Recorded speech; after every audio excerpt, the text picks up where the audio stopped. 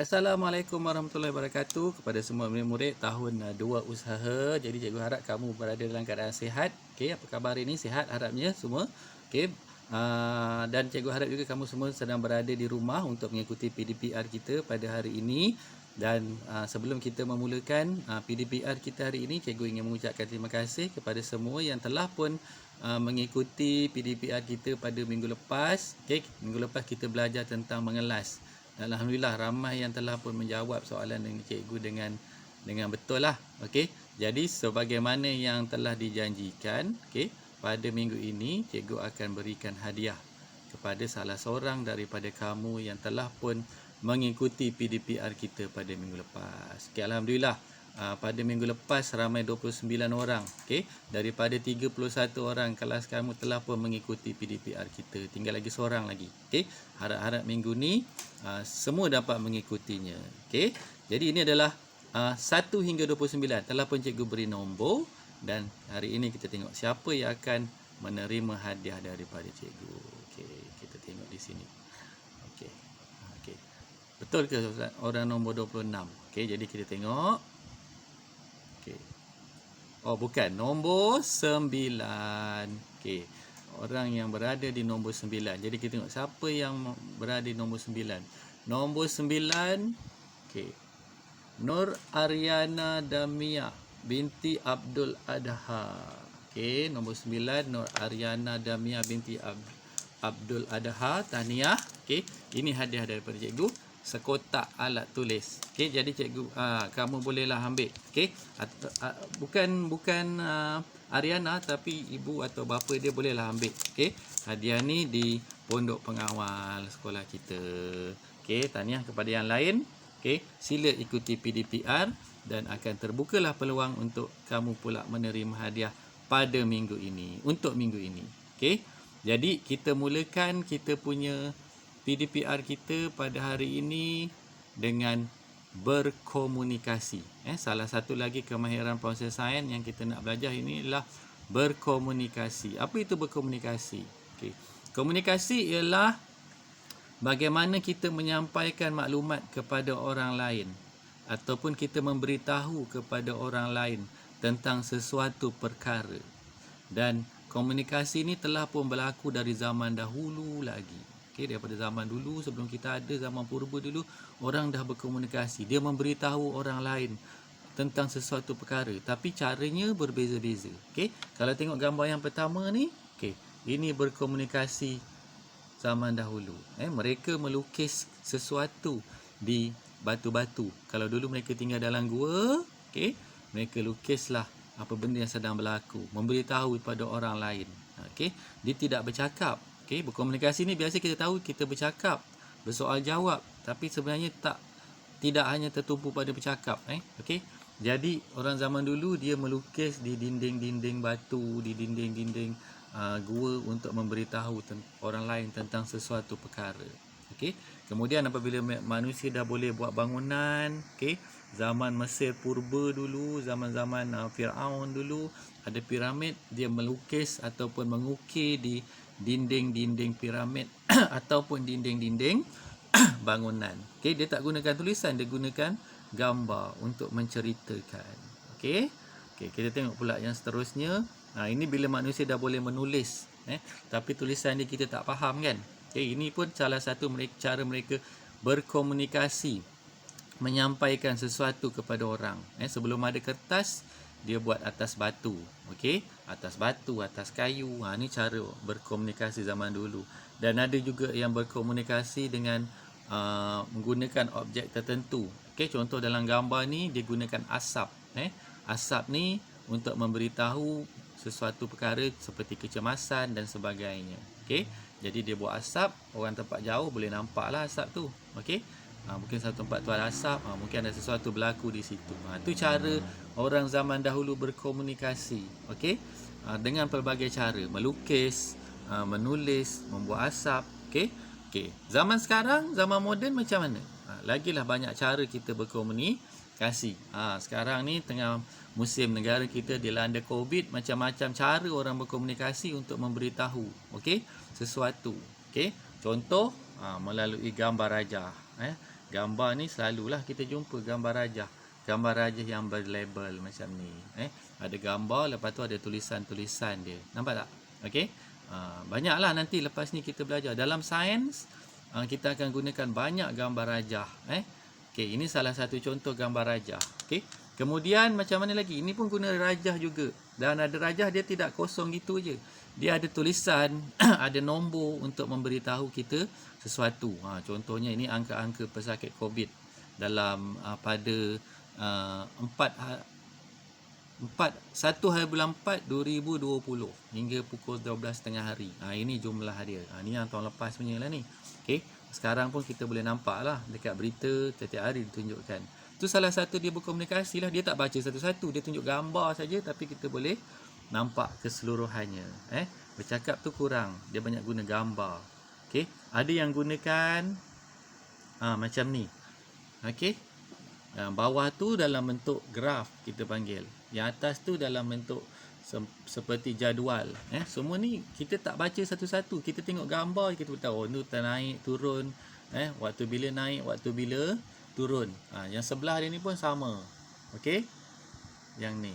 Okey, ni pun dalam bentuk graf juga. Okey, nanti kita akan belajarlah tentang graf ni.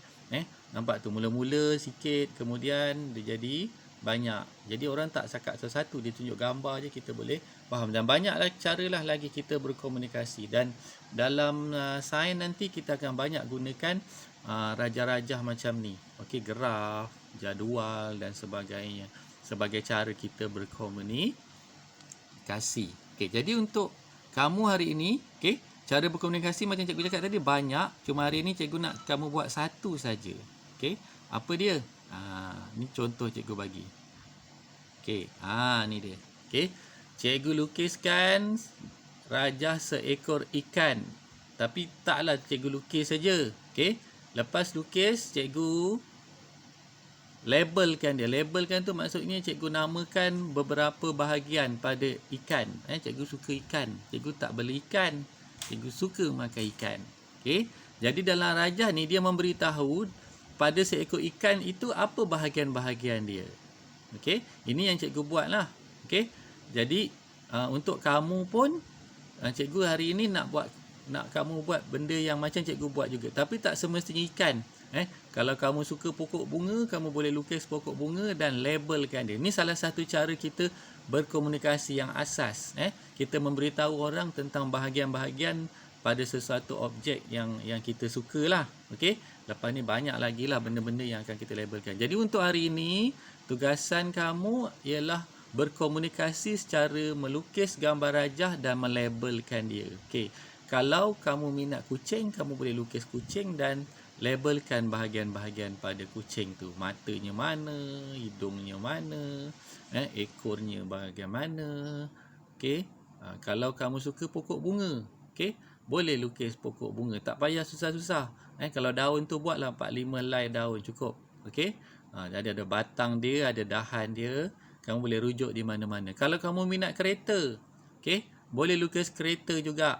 Kemudian labelkan. Okey, namakan bahagian mana yang lampunya, bahagian mana rodanya, bahagian mana pintunya, bahagian mana cerminnya. Macam tu.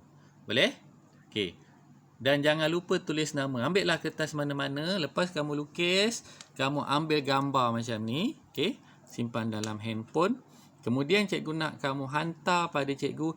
Jangan gunakan grup WhatsApp. Sebab nanti penuh kita punya kumpulan tu dengan gambar-gambar kamu. Jadi nanti ada ibu bapa yang tak perasan ada kerja lain yang cikgu lain berikan. Nanti cikgu tunjukkan bagaimana lepas kamu ambil gambar nanti macam mana kamu nak hantar pada cikgu. Okey. Dan bila kamu lukis tu tak perlu warna. Sebab nanti bila kamu ambil gambar, kamu warnakan, okey, nanti saiz file tu dia jadi besar. Nanti bila nak hantar dia jadi susah sikit. Okey, jadi biarkan dia tak payah warna. Yang penting lukis tu jelas, bersih. Okey, elok-elok, tak berapa cantik pun tak apa, janji lukisan tu dia bersih. Okey. Kalau katalah pokok tu dia tak adalah nampak betul-betul macam pokok, nampak simple je pun tak apa. Tak perlu diwarnakan. Okey, jadi bila kamu dah ambil dah lukis, dan jangan lupa letak nama kamu dekat atas tu, tulis, okey. Kemudian mintalah ibu bapa kamu ambilkan gambar. Dan bila dah ambil, dah tentulah gambar tu disimpan dalam handphone. Okey, macam mana cara nak hantar? Okey, hantar gunakan Google Form macam yang cikgu beri biasa tu. Okey, biasanya Google Form ni kamu jawab soalan. Hari ni kita gunakan Google Form tu untuk kamu menghantar gambar kepada cikgu. Okey, sekarang cikgu tunjukkan macam mana cara nak hantar gambar guna Google Form. Okey, ni cara dia. Okey, mula-mula macam biasa, letakkan nama. Okey, hari ni kita nama kita, cikgu tadi yang buat Upin Ipin ya, cikgu tak nama dia Upin bin Ipin. Contohnya macam tu. Okey, nombor telefon dia 0123456778.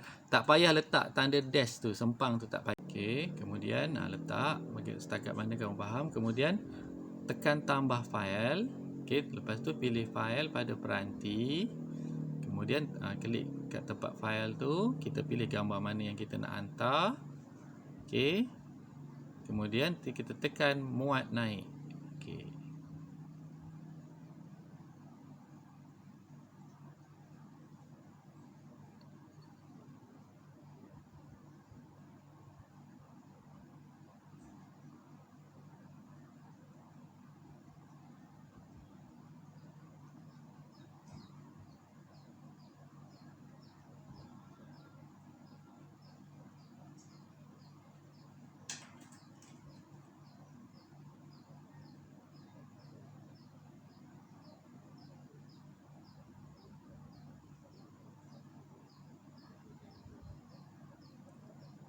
Kemudian kita tekan serah.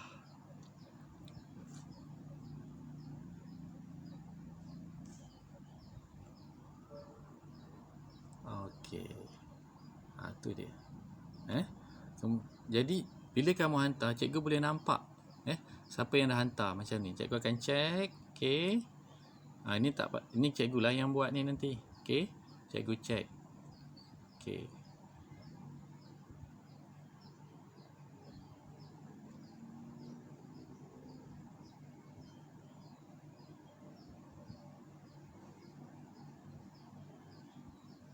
Okey, keluar dah nama kat situ. Kemudian cikgu boleh tekan file tu. Okey. Okey, akan muncul nama kamu kat situ, nombor telefon apa semua. Okey. Kemudian bila cikgu nak tengok apa yang telah kamu hantar, cikgu klik kat situ, cikgu buka dan akan keluarlah nanti gambar yang kamu dah hantar tadi. Macam tu. Jadi kalau hantar dekat grup kan penuh. Kita hantar guna ni. Baik. Itu saja yang perlu dibuat. Okey. Jadi cikgu harap tugasan ni kamu boleh buat, okey, dan hantar pada cikgu sebelum berakhirnya minggu ini ataupun sebelum kita memulakan kelas kita yang baru pada minggu hadapan. Jadi untuk itu cikgu rasa setakat ini dulu dan kita jumpa lagi pada minggu depan dan jangan lupa buat tugasan yang telah pun cikgu berikan. Sekian, Assalamualaikum warahmatullahi wabarakatuh dan bye-bye.